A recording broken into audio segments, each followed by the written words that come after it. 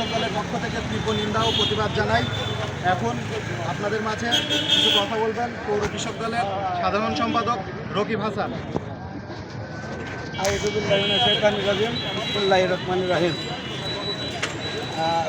বিগত 4 এপ্রিল যে আমাদের বিডিসি ঢাকা বিভাগের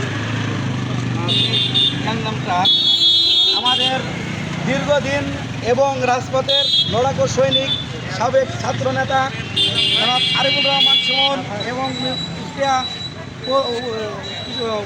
পৌর কৃষক দলের কুষ্টিয়া জেলা সাধারণ আহ্বায়ক আরিফুর রহমান সুমন এবং যে বিডিসির যে জ্ঞান নামটা দীর্ঘদিন আওয়ামী লীগ 17 বছর শাসন করেছেন, সেই সময় আতার সাথে যে শিয়াবুদ্দিন ব্যবসাটা করে আসছে আতাত করে, তিনি হলো সাবেক সংসদ সদস্য অধ্যাপক সরফুদ্দিন ওনার বড় ভাই।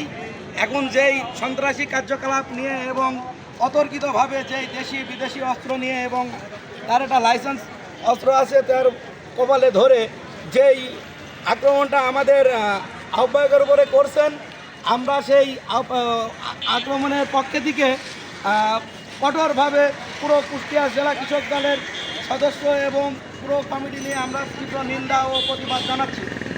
আগামী দিনে যেই কার্যকলাপগুলো করছে এই কার্যকলাপগুলো যাতে না করতে পারে এই প্রতিবাদে এই মিরপুর উপজেলা কৃষক দল এবং পৌর কৃষক দলের পক্ষ থেকে আমরা কড়া তীব্র প্রতিবাদ ও নিন্দা জানাই।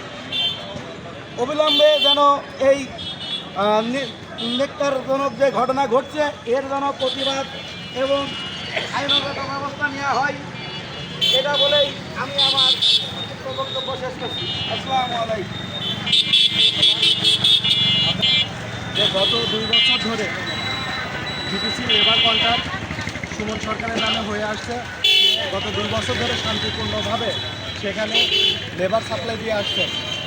এই লেবার সাপ্লাইয়ের গত 2 বছরে কোনো ধরনের সেরকম কোনো অপ্রীতিকর ঘটনা ঘটে নাই। বর্তমানে তার প্রশাসক হওয়াতে 4 এপ্রিল তিনি ওইখানে অতর্কিত হামলা চালান। 3 এপ্রিল যেহেতু এখানে কাজ শুরু হয়, তিনি 3 এপ্রিল কোনো কিছু না করে 4 এপ্রিল আপনারা দেখেছেন ইতিমধ্যে যে এসবি কাউন্টারে এসবি বাসের মাধ্যমে লোক নিয়ে এবং অস্ত্রশস্ত্র নিয়ে তিনি বিটিসিতে আক্রমণ করেন এবং ভিতরে গিয়ে সুমন সরকারকে আগ্নেয়াস্ত্র ব্যবহার করে তার কপালে করেন এবং তাকে হত্যার হুমকি দেন। এখন এই মুহূর্তে তার পরিবার এবং সে নিজের জীবন নিয়ে ঝুঁকিতে আছে।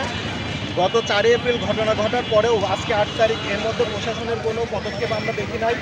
তাই প্রশাসনের দৃষ্টি আকর্ষণ করে বলবো, এই সন্ত্রাসী হানি পাচার সহযোগী শিহাবুদ্দিনকে অতি দ্রুত গ্রেপ্তার করতে হবে এবং তার দৃষ্টান্তমূলক শাস্তি দিতে হবে। এই বলে আমি আমার সংক্ষিপ্ত বক্তব্য শেষ করছি এবং সবাইকে ধন্যবাদ জানিয়ে আজকে প্রোগ্রাম এখানে শেষ করছি। ধন্যবাদ।